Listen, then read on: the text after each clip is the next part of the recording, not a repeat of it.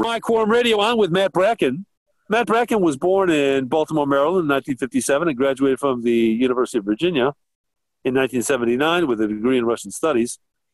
He was later commissioned in the U.S. Navy through the NROTC program at the University of Virginia and then graduated from BUDS, or Basic Underwater Demolition SEAL Training Class 105 in Coronado, California.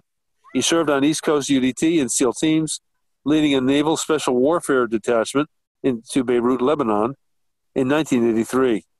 In 1993, Matt Bracken finished building a 48-foot steel sailing cutter of his own design, on which he has done extensive ocean cruising, including a 9,000-mile solo voyage from Panama to Guam and 2 Panama Canal transits. Bracken's 5 best-selling novels have garnered over 3,000 Amazon reviews with an average of 4.7 stars. And his new current counter-jihad thriller is Red Cliffs of Zerhoun, which now has over 500 Amazon reviews, 5 stars. One of America's most politically incorrect novelists. And for sure. I saw a very interesting review, and well, to bring it up for you. And it said, this is from David Codrea, 5 stars. He wrote, Red Cliffs, another Bracken masterpiece. And he said, it's very brief and concise, but it's fantastic. In a sane world, Bracken's courageous books would break bestseller records and be competed over as smash hit box office properties for Hollywood. No?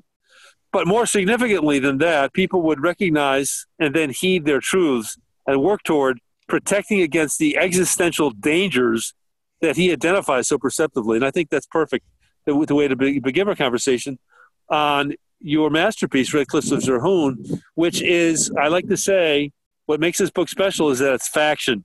Sure, the names have been maybe developed, and maybe they're not the names of real people that you've known, but it doesn't matter. The details are based on fact and informed by, your time in the U.S. Navy as a Navy SEAL. So I want to ask you about a couple of this fascinating angles to this book, one of which, of course, is Dan Kilmer himself and the Rebel Yell. Oh, my gosh. Talk about politically incorrect, You're a Marine, and you have a Confederate flag in your coffee mug, which is now banned. My son told me that, But anyway, I don't want to take away from you and your story of Dan Kilmer, this incredible Marine who inherits. Tell us about Dan Kilmer and the person he is and how he fits into the story of Red Cliffs. Well, I think that Red Cliffs is my best writing. I'll say that. Maybe it might be my favorite novel, but I really like them all. I never was interested in writing the kind of fiction where you can picture like a Tom Cruise who can, speak 7 languages, and his wife is a former supermodel who runs like a modeling agency while working part-time for the Mossad, and they can both free fall, skydive, and you know what I mean? It's just kind of like a cartoon to me. I was more interested in not real people. Yeah, real people, things that could actually happen, and situations that maybe are a little bit out in the future, but I wish that people would think about more. And I had made a promise with myself when I became a novelist that I was going to just leave SEALs out of it. I was a SEAL officer in the 80s, and I went through BUDS, I went to Beirut, but I was never in combat.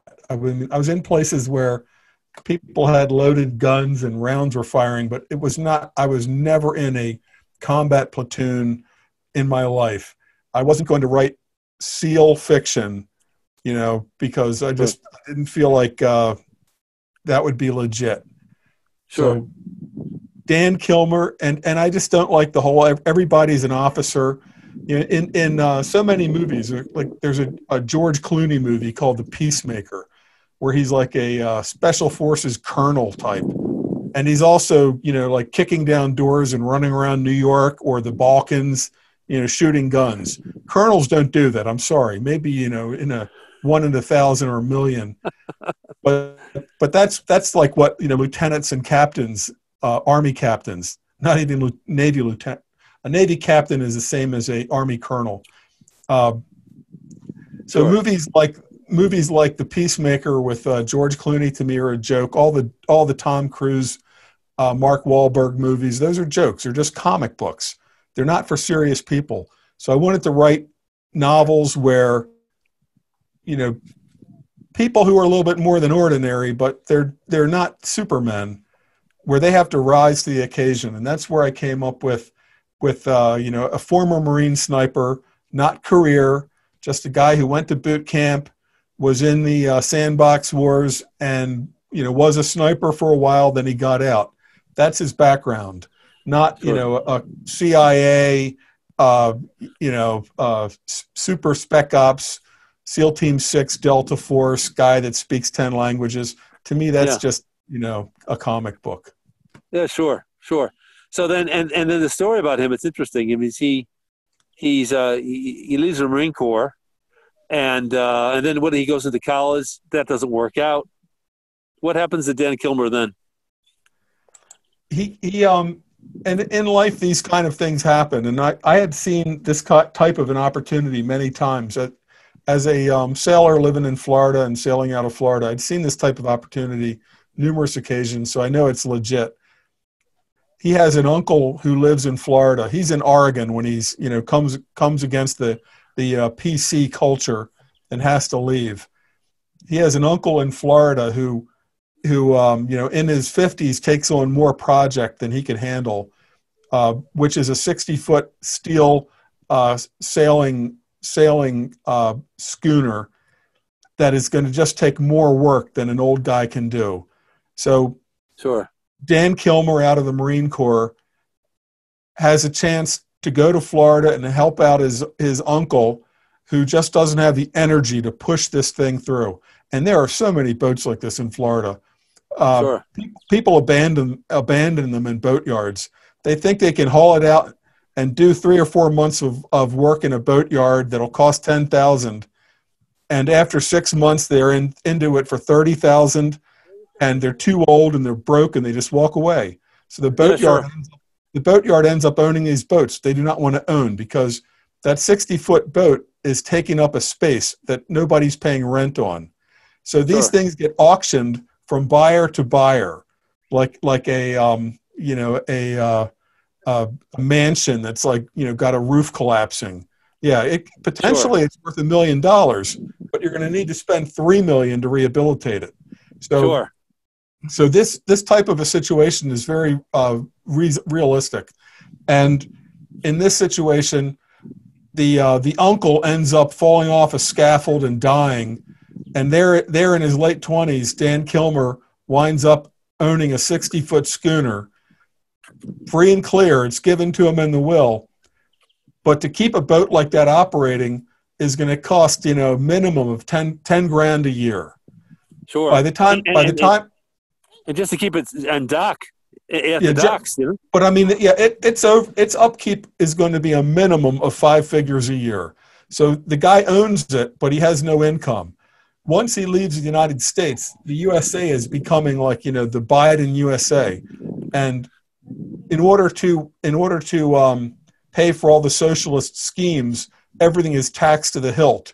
So while this boat named Rebel Yell, which is outside of the USA, laws are passed that make it so that if he ever returned, he would owe so many taxes that they would take his boat.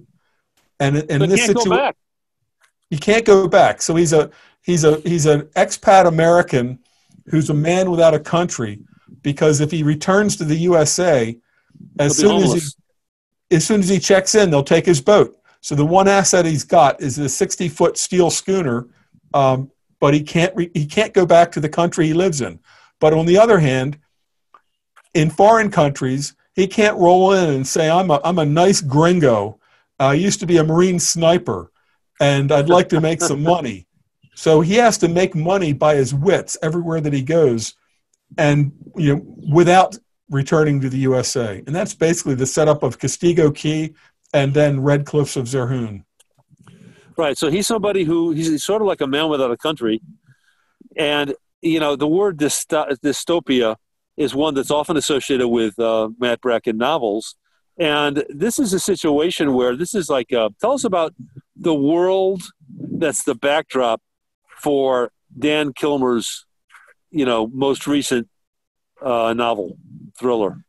Well, in terms of dystopian fiction, of the really good writers, I think that The Road by Cormac McCarthy is untoppable. I mean, it's like, What's the name of that novel again, Matt? The Road. It was made into a big movie with Viggo Mortensen by Cormac, like Cormac McCarthy. Sure. And he's a very legit, serious novelist. But it's so bleak. I mean, it's like a way post-nuclear landscape where there's nothing left but cannibals and a few survivors. Oh, so I was never interested in trying to top, like, what is the worst dystopian vision you could come up with? Eat the rich. Yeah, let's make it work. But I mean, let's make it worse than The Road by Cormac McCarthy, which is a great book and a great movie. Okay, but let's make it. No, I'm not interested in that. I'm more interested in the slide, in the decay. I'm more interested in the period between 2020 and whatever's going to follow in 2030. And I don't think that it's going to be necessarily, it could be, I don't think it's going to be some, gigantic power outage that everybody's back to cannibalism in a month. That could happen. I think it's going to be a slow decay. Like Venezuela didn't turn into Venezuela 2020 in 1 year. It's taken a generation. And there were Venezuelans when Hugo Chavez was running for office. There were Venezuelans that said, you know what, let him win. After one term, people are going to see how bad socialism sucks, and they're going to vote for the conservatives again. Sure. Work out. I remember that. I was in Miami. Yeah, it didn't work out. Thinking was in 1998 when that thinking was the wave. What Venezuelans were saying. That's what they talked about. Well, but I'll get over it and I'll change parties. And that's where the USA is in 2020 if Biden wins, because if Biden wins, he's basically an animatronic, windbag, empty suit. Right. They could print anything on the teleprompter and he'll read it because he has no clue where he is or what's going on. Yeah, sure. His challenge when he reads teleprompter speeches, his challenge is to make it sound like he's actually thinking it. Because if you watch it carefully, his eyes and his mouth don't know where the periods and commas should be. Right. Where should the pause be and where should I raise my voice or lower my voice? That's his challenge, is to read it convincingly. So if he is elected, it's going to be, Ocasio-Cortez and the squad running the country. But if Trump wins, the left won't accept it. They'll just say that there was some cheating going on. No matter what, Trump wins or Biden wins, the revolutionary communists are going for it now. This is not a dress rehearsal. This is not a dress rehearsal. Matt, have you seen the slogan? Don't lose momentum. That's what I've seen in these protests. It's like on a T-shirt. Don't lose the momentum, because they know that this is, they've got to, maintain that revolutionary fervor, and because that's when things happen, right? And keep a pace of acceleration, when knowing that as long as it's possible, which seems like almost infinity now, the Marxist mainstream media will back their version. So the media, after 55 days of arson attacks, is calling the Portland events demonstrators, and they're calling the DHS trying to protect federal property stormtroopers, Gestapo. Sure. So they left knows they've got a long way to go until they run out of belief and backing by the media. They can continue to do whatever they want, and they know the media has got their back. And this is, just Portland alone, I would compare it to a slow motion Fort Sumter, because, and I'm not trying to compare the issues. Today it's revolutionary communism, generations long struggle for hardcore socialism by the same cast of characters, going back to Bill Ayers and Bob Avakian, head of Revcom, and Susan Rosenberg, the funder at Thousand Currents. It's the same cast of characters. They're going for it, but at the street level, it's like a Fort Sumter in the sense that it's a federal installation, like Fort Sumter was. Exactly. So, and an outpost that's revolutionary and rebelling. But in 1861, the South Carolinians, it was a more formal time. They actually said, we plan to secede. We are going to leave the Union. And we are desiring that you Federals abandon the fort in Charleston Harbor known as Fort Sumter. And the new president, Abraham Lincoln, said, no, that's federal property. It's not South Carolina property. We are going to defend it. But they gave it cannon volleys for 3 days until it was, pummeled, and there was no chance of reinforcing it or sending in water or anything else. So after 3 days of cannon barrage, Fort Sumter surrendered. But that was the beginning of our Civil War in April of 1860.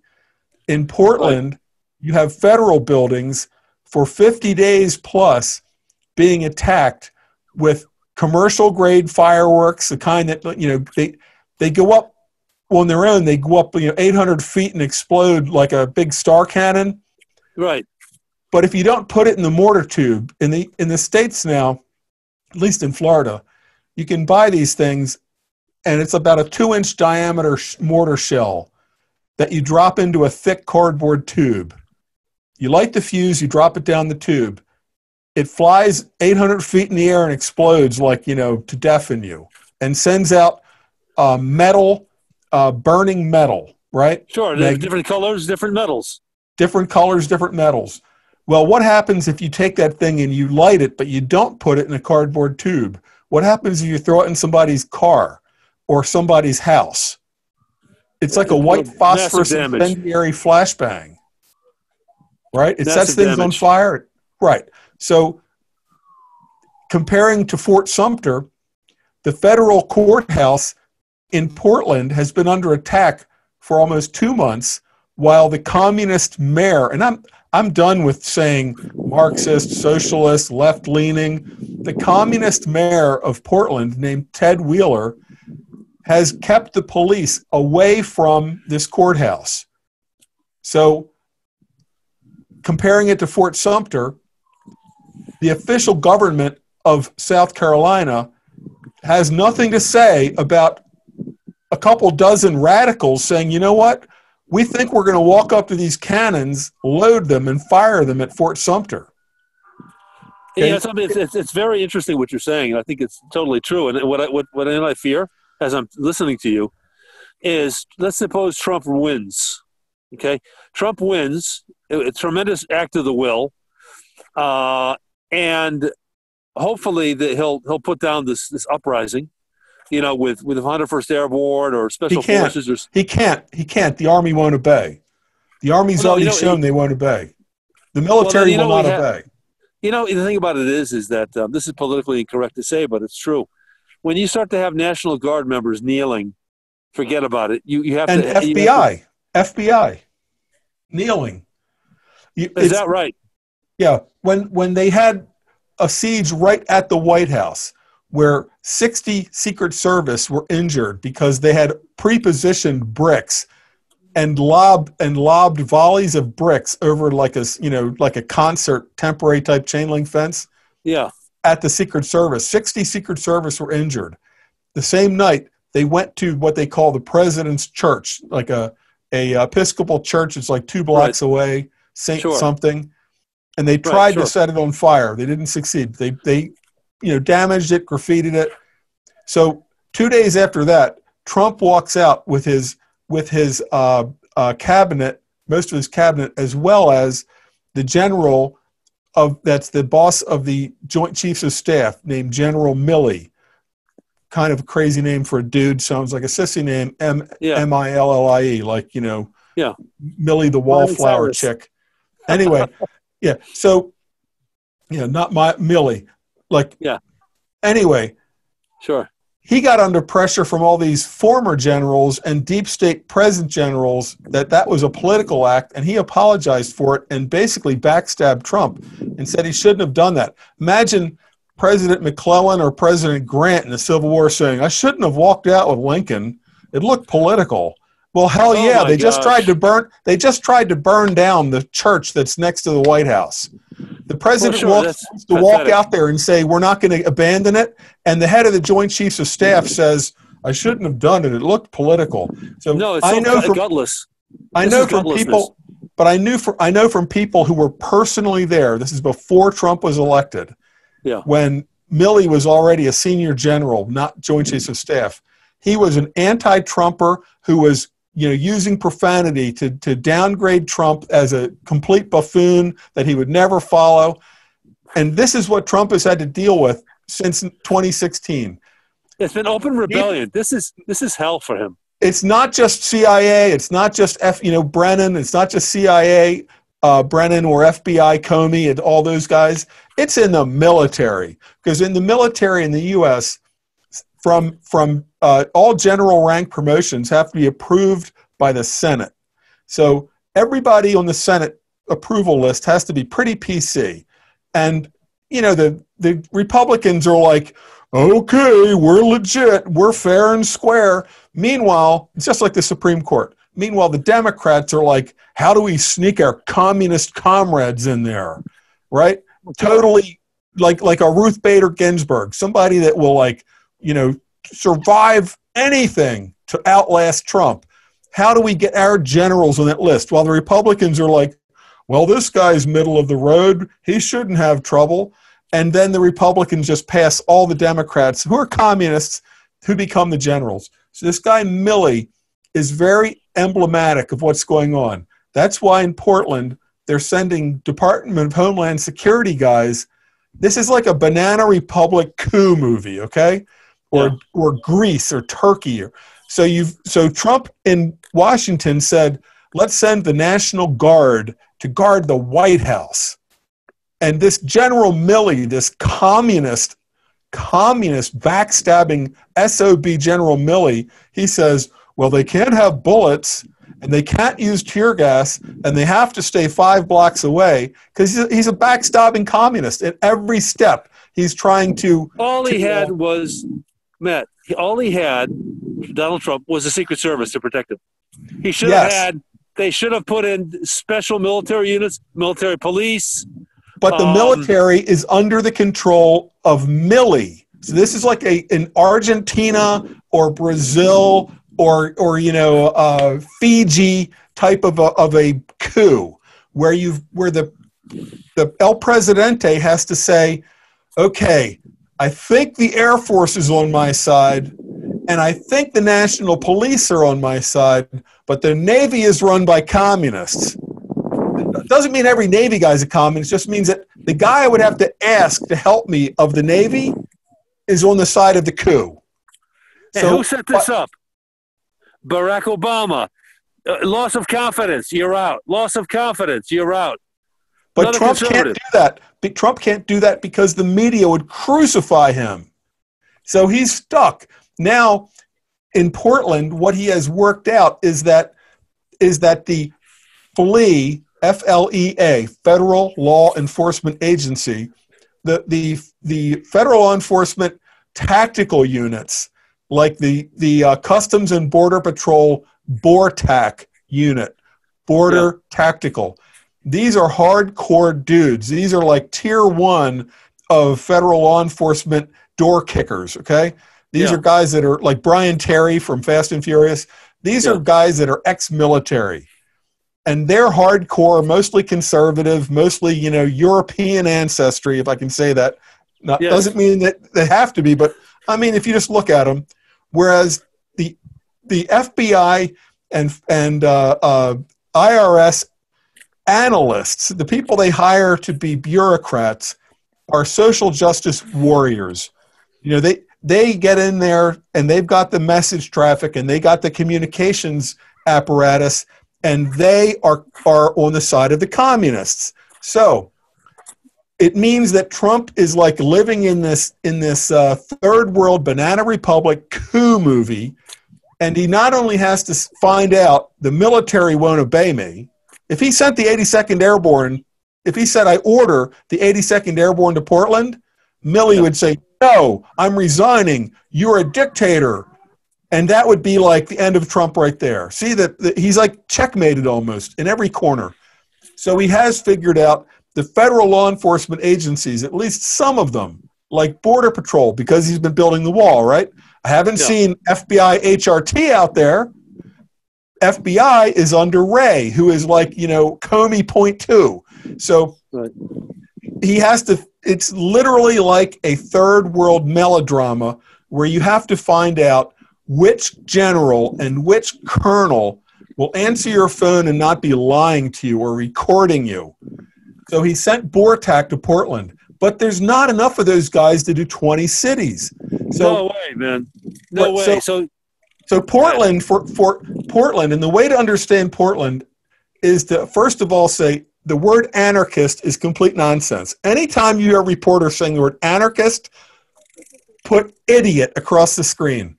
The last time that anarchists raised an army and fought anywhere as anarchists was in the Spanish Civil War in the 1930s. And when the communists, who were at least organized in a discipline and a chain of command, when the communists had had enough with the anarchists saying, no, Monday doesn't sound like a good day for an attack. On Monday, we're doing like meetings in Barcelona. The communists massacred them and said, all you people still alive, you're communists now. So when you hear a reporter saying anarchists are attacking a building in Portland, you know that reporter is an idiot. And I'm talking about network talking head level, because anarchists don't organize shit, okay? That's a euphemism like Black Lives Matter and anti-fascist. That's a euphemism and a disguise communists use. Right, because, anarchists, they don't really have a goal. They're just tearing down Columbus statues. They don't want anything. They don't want government. They just want everybody to do their own thing. Right, and that is complete BS. We've known that since the Spanish Civil War. That's just another mask, and the communists, what they do is they pick a disguise that you can't criticize. So they don't call themselves like, the Iron Legion or something scary. They call themselves anti-fascist. If you are against Antifa, then you must be a fascist. Or if you are against Black Lives Matter, you must be a racist. It's not an accident. They pick these disguises intentionally. It's very thought out. So anarchists and BLM and Antifa are just masks for the people directing it, who are revolutionary communists, back from Bill Ayers and Susan Rosenberg and Mark Rudd and Bernadine Dorn and that whole crowd. That's the crowd that influenced Obama, right, in Chicago, until today. Except now they don't have to rob armored cars for money. They can the establishment does it. The establishment does it because they've figured out. Challenge, right? Remember the Annenberg Challenge, Matt? Barack Obama realizes, hey, man, I mean, I have Bernadette Dorn and Bill Ayers, and I'm working with the Annenberg Challenge, this supposedly conservative foundation doing social justice organizing. Isn't it great to get corporations involved? They got so much money. Right. They don't have to rob. They don't have to rob armored cars anymore. Corporations give them all the money they need. And this is important because at the street level, these loser thug goons, when they get arrested, there's really only two things that are going to happen.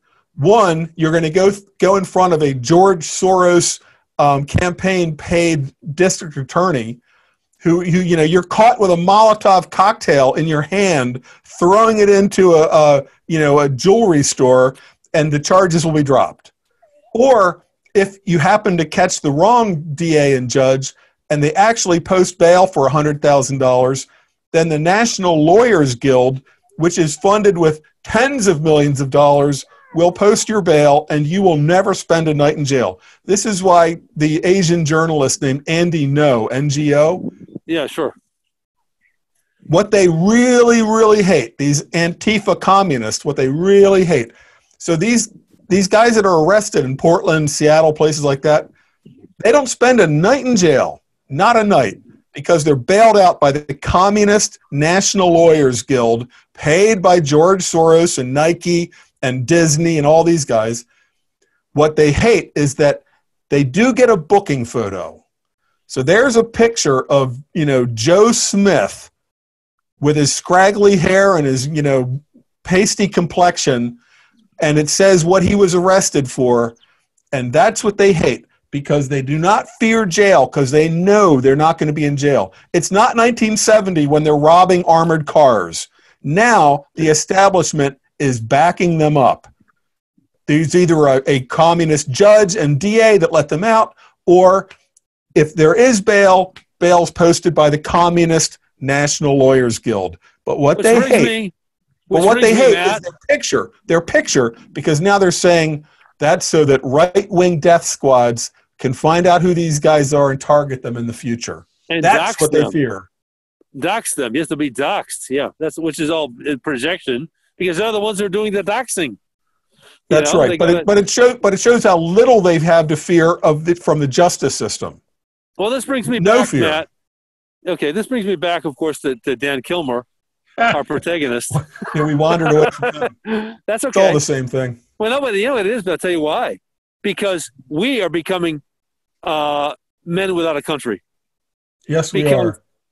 Because we have a situation where the institutions we respected so much, now we can no longer trust, And so we look at the situation, Donald Trump, you would think he'd always be able to count on the military. Well, can he really? And that's the thing. Not in this political period, he can't, because so many of the top generals are basically Marxists, and everybody's waiting to see who wins in November. If Biden wins, they don't want to be like a General Flynn and get charged, with jaywalking. Right? Oh, sure. If you back Trump and Biden wins, you're going to go to prison for jaywalking.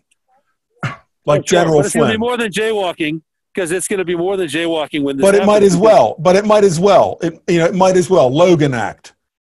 Right. You parted your hair the wrong direction. You're going to go to prison like they wanted to do with Roger Stone. Completely bogus, made up charges. So sure. the left knows there's a chance Trump wins, because the polls are just psyops, propaganda, BS. Sure. They know that the people are angry, are very angry. How do you feel if you're in Portland and your city is under siege nobody wants to buy a house? You can't say anything. You can't say a word. No, but there's a huge exodus from what I call the blue hives. And, this also goes back to the entire very successful communist infiltration of our society, culture, government, education. When we watched television, and I remember elections back to like Nixon in 68. I remember that. Watching the elections. And the Democrats were red, like communist, socialist, left. Yeah. And the Republicans were blue, like true blue or blue blood, right? Yeah, sure. If you look at it that way. Yeah. Until around the Reagan era, and somehow the socialist hive mind on the main networks decided, it doesn't look good for us to be red. Yeah, sure. Red like the Reds, the commies. They flipped it. They all flipped it at the same time. So all my life growing up, it was better red, better dead than red, the red threat, the red peril, the red communists. So the commies were so influential at the TV network, at the newspaper level, that they managed to flip that, while the useless, pathetic Republicans were just like, what happened? Yeah, sure. What happened? Yeah, sure. They never had the interior fortitude to say that. To just say, no, you're the Reds. We're not the Reds. You're the Reds. Joseph McCarthy was right. That they were too afraid to say that. They were too afraid, and they're still too afraid. So you've got only like one main leading light left, which is like a Tucker Carlson. So, I mean, I love where Hannity is coming from, but I think he's just not effective anymore. No. But Carlson is, and that's why they're trying so hard to take him out. They don't want a single Tucker Carlson left that, 4 to 5 million Americans watch his opening every night and then share it. They don't want that. But yeah, in the Dan Kilmer books, America is already way down this road, and he can't come home. And that's the whole backdrop. So he's a patriot who can't return to his country. And money is worthless, right? Right? Money is basically worthless, but gold and diesel fuel still are currency. Or food or, ammunition.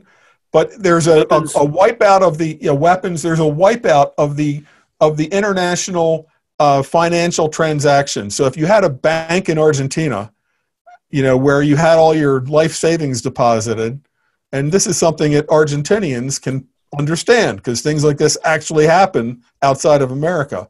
You went to bed and you were well-to-do upper middle class, and a day later you're locked out of your bank, and a day after that you're penniless.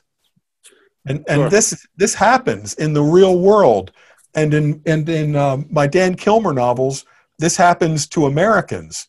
And this is another way where the left, and Victor Davis Hanson has a really excellent column. He writes all over the place, but on Sundays, and it appears Monday, he writes for American Greatness, which is amgreatness.com. And he talks about how in this coming revolution, it's not going to be the billionaire class that takes the hit, because they will just, like Armand Hammer with the Soviet Union, they will just bend to whatever the communists want. But Matt, one second, let me jump in. You broke out for a second. Victor Davis Hanson. What were you saying about Victor Davis Hanson? Well, he's got a piece, but it's the middle class entrepreneurs that are essentially the kulak class, Kulak, Sure. in the Soviet context. A successful farmer, an entrepreneur, shop owner. They are the ones that the communists want to break. Break their back and destroy them, because they're the only group capable, smart enough, and with the means and capability to resist this communist takeover. So if you wreck the economy to where the money is worthless, the guy with the jewelry store, the car dealership, the successful family farm, he won't be surviving because he'll be bankrupt. He'll go to the government for some paycheck protection thing, and the government's going to say, oh, you're an exploiter. Screw you. You're on the food line like everybody else. We're going to send, like Zimbabwe or South Africa, we're going to send some new people out to tend your farm. We'll let you keep the acre around your house. Right. For exactly. now. For now. You're no longer an owner. You're a tenant. You're a tenant, and you can stay in your house on 1 acre. And then 6 months later, guess what? They come to your door and say, if you're lucky, they say get out. And if you're not lucky, it's worse than get out. So this is what's going to happen. This level of transformation is the communist plan in America. They have to wreck the middle class and the entrepreneurial class. They have to break them and destroy them. This in communist China, they were called the landlord class. In Soviet Union, 1920s and 30s, the kulaks, successful businessmen and farmers. In Cambodia, intellectuals. You have to destroy them, wipe them out, so they can never again present a threat. And so this is or Cuba or Venezuela. It's a pattern. Gosh, people should know this by now. Sure, no, they should. But something? History is prohibited. History is being tightly controlled with a heavy hand in our schools. That's right. And so, but what we do know, though, is Dan Kilmer is a man with a great amount of resourcefulness, and he knows about a NATO depot up in Greenland. So tell us what happens. Well, it's sort of the setup for the novel is that he's in Ireland and he has a cargo of drums of diesel fuel to sell. His 60-foot schooner is a little cargo schooner, so the middle third of the boat between the two masts is a cargo hold, like a 20 by 20 foot cargo hold. So he has sailed up to Greenland, where he has heard about an abandoned NATO base, where essentially when the world economy collapsed, there's a period, sort of like after the fall of the Soviet Union, where nobody's in charge of anything. And the last troops catch the last boat out and they're gone. And they just put a lock on the warehouse and say, maybe we're coming back someday. But he hears about it. He goes up and he loads his trading schooner with as many drums of diesel fuel as he can. And diesel is important because diesel is oil. It lasts, whereas gasoline degenerates. So fairly old diesel is still going to be viable. And this is an era when if you have a truck that runs on diesel or a tractor, it'll still work, but you just need fuel for it. But the global distribution system has broken down. So the value of diesel is extremely high, because it's such a force multiplier to be able to run your tractor or run your truck. You might have a little business, but without diesel, it doesn't work.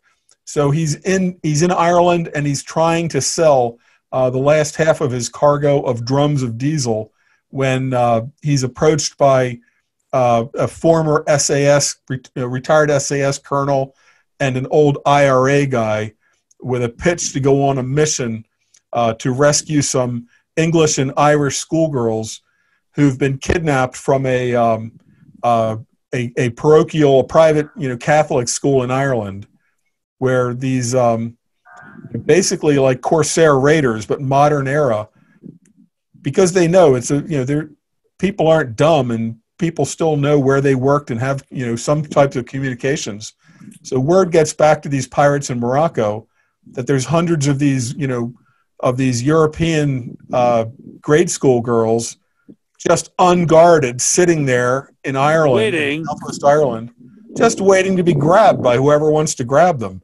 So it's actually a parallel to what happened in the early 1600s in a town called Baltimore, Ireland, where Corsair raiders rolled in and kidnapped mostly women and children to take them back to North Africa, for sale as white slaves, which happened to millions of white people, even though that's not part of the history that we're taught. Of course, and who carried them off? They were white slaves carried off by African slavers. They were doing the slaving. And not only North African slavers. And the most fascinating thing that I discovered when I was writing this novel and doing research for it is that almost half of the very successful Muslim North African raiders, their captains were what they called renegades, renegados. They were born European Christians as turned pirate. And where could you go to be a pirate and be welcomed? All you had to do was say the Shahada prayer, there is no God but Allah, blah, blah, blah. You say that 3 times, you joined the team. Now you can be a pirate with sanction. Now you can be a pirate and come home with your slaves or whatever else you have, and you get cheered for it instead of hanged for it. So the advantage that these renegade, former Christian European pirate captains had was that they knew the home waters. They weren't like born in Morocco or Algiers just winging it going to Ireland. They knew Ireland. They had already sailed there as European Christians. They turned traitor. They knew the European waters. They went as far as Iceland on slaving raids. So they went to places where nobody had any defenses up. The Icelandic people had zero navy, zero defenses. And these Christian renegade traders knew it. And they sailed up there with Muslim Janissary troops and spent weeks in Iceland murdering, raping, and rounding up Christians that they then took by the hundreds back to North Africa on a little fleet of ships. How come we don't know this history? All we hear is whites took black slaves. But even that, slavery always existed. It existed to the Babylonians and beyond. It was European Christians who abolished it. It was never abolished in North Africa until it was in the 20th century under French colonial rule. There were still slave markets in Morocco and Tunisia in the 20th century until the French colonial overlords, oppressors, put a stop to slavery. Sure. Isn't colonialism evil? Automatically. It must be. Amazing. White men, it's white privilege or something. But yeah, it was European Christians who stamped out slavery, both in America and I think Brazil was like 1888. It took a while longer. Yeah. But in it fact, was Cuba, I think Cuba was like 1910 when they outlawed slavery. Maybe I'm wrong. And depending on how you term it, like some type of like indentured servitude or feudalism or serfdom, where you basically don't get a chance to leave. But yeah, sure. it even in like Mississippi in the what do they call it, sharecropper era. Yeah, sure. Where you didn't really own the land, and how could they survive without the crop that they had to give to the former plantation owner, and how could they earn their keep? They had to earn something. But the key difference between absolute chattel slavery is in Mississippi, you could just leave. You could walk away. Now you might say, I can't because I got my mother and my sister here, and we got to earn, we got to plant cotton to get enough money to take care of my mom. But nobody was hunting you down if you left the sharecropper farm in Mississippi in the 20th century. Whereas the slaves that were taken to Morocco would have a shackle riveted around their ankle, a one-way rivet. It's like not a screw with a lock. It's like they put a thing around like a hinge shackle on your ankle, and they drive a red-hot rivet through the two holes and hammer it on both sides. It's not coming off. It's there forever. Sure. And it's interesting because there were slaves who in Morocco and North Africa could rise to a high position, but it all depended on their master. You see, like Frederick Douglass, brilliant mind, he was raised on the eastern shore of Maryland on a horrible slave plantation. But when the slave plantation was sold for debts, he was part of the settlement. And he wound up with a relative in Baltimore, Maryland, that was like what you would call liberal, who taught him to read and write.